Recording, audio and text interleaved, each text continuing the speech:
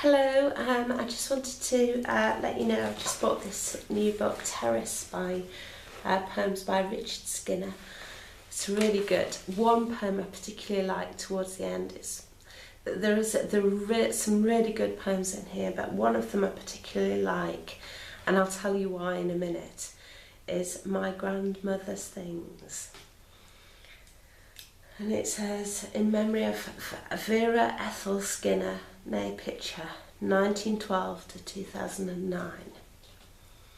A brown bakelite telephone with separate handpiece, Leicester 58803. Her mother's newspaper cuttings, a wooden letter rack, wooden mushroom, needles, darners and sharps, Royal Worcester milk jug, shaped out of fronds, a bone-handled knife, a wind-up cheese grater, a colander, egg poacher and steamer pan. I think that's wonderful. It's wonderful because it's so sad really that when someone dies, these are the remnants of their lives, these sort of objects. And it's often difficult to know what to do with them. But they do arouse so many memories. It's like when people say about sort of when you smell a smell that you haven't smelled for ages or since your childhood, a whole penumbra of memories starts coming back.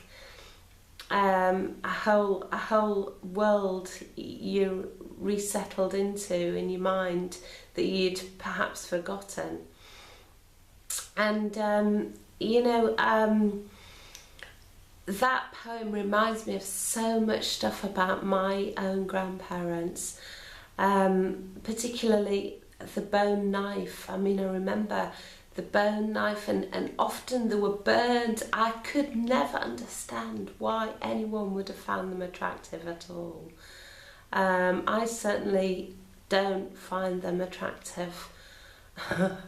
But usually they were burnt and gnarled, or like they'd been melted, because my nana used to melt butter on her by her fire. That was one of her rituals, and one of the things that strikes me is how many rituals were involved in all these things in those days that aren't so much now. Like when she had butter, she did used to bother melting it. She wouldn't just struggle with hard butter. She'd put it by the fire to melt it, and nearly always it turned into a gooey liquid, and it always went too yellow, and I didn't like the taste of it once it had been melted. But then there were things like lighting the fire itself in the first place, like all this spade. They used to sort of prop up a spade by the fire and then have newspapers covering the spade to kind of draw it in or whatever. The fire would be lit with all the sticks and rolled up pieces of newspaper, and then there would be this spade leant against the fire with all these newspapers covering the spade. Very, very dangerous actually. But there were all these rituals, and then even the things like they used to have things like as a ritual as well, like macaroni. Like my granddad used to make macaroni pudding, lovely milky macaroni pudding with sugar, loads of sugar, and then there'd be things like banana sandwiches, but like they'd have them on a regular basis, maybe once a week that it'd be macaroni pudding or whatever, and they'd stick to it. And there were so many rituals. I don't know whether other people do have these rituals involved nowadays, and it's maybe only myself that doesn't. But like this poem mentions the egg poacher. I can remember they were so fussy about the egg poaching, and like add a bit of vinegar, and and it was a whole great big thing, poaching an egg. And again,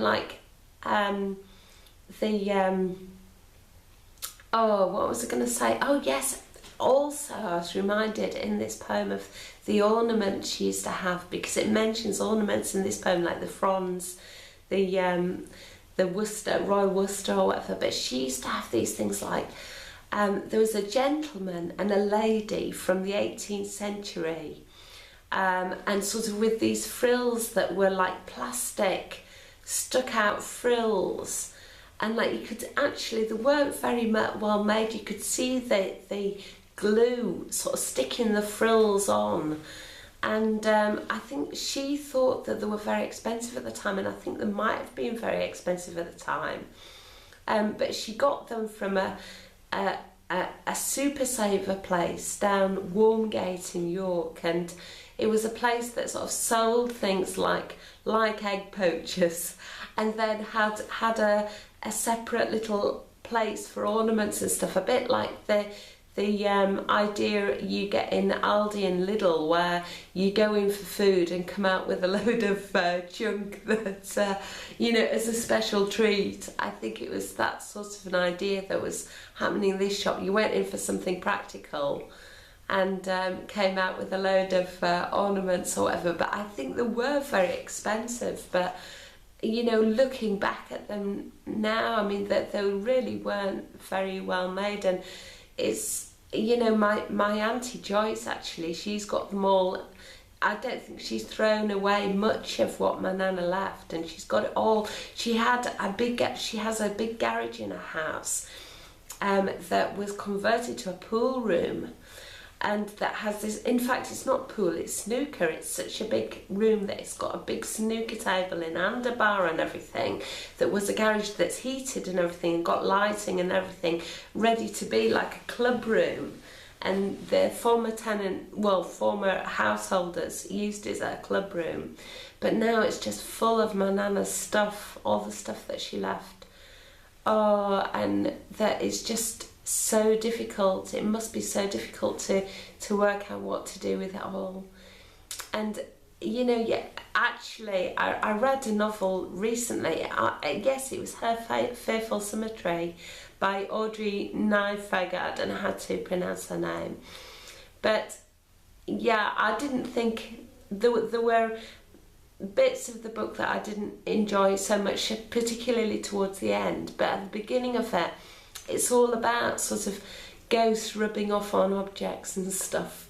And you know, I think there is something, this, you know, these memories that attach themselves to objects. So I mean, I remember myself, like sometimes when I go in my old bedroom that I had in my early 20s at my parents' house, and I find earrings that I'd forgotten I had, like a one earring or whatever somewhere in that I'd forgotten I had, but it brings back so many memories, and I can actually remember wearing and buying that earring, and it's so lovely. It's like greeting an old friend, or when I see some material from an old dress or whatever, it's like greeting an old friend. It really is.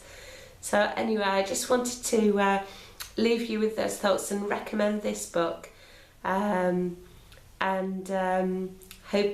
you enjoy it too. Okay then, bye for now. Bye.